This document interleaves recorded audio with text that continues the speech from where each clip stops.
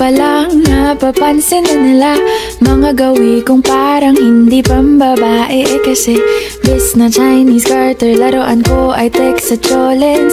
Tapos kajamin ko lagi noon mga sigang lalaki sa amin. Nung ako'y mag-high school ay napabarkada sa mga bay. Curious na babae na ang hanap din ay babae. Sa halip na makeup kit, bit-bit ko ay gitara. Tapos pormahan ko lagi ay long sleeves na t-shirt at faded na lonta.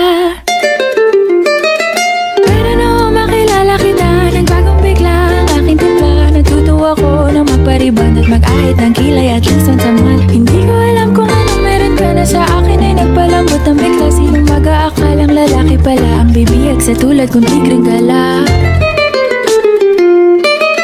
Kahit ako'y titibok-tibok, puso ko ay titibok-tibok pa rin sa'yo.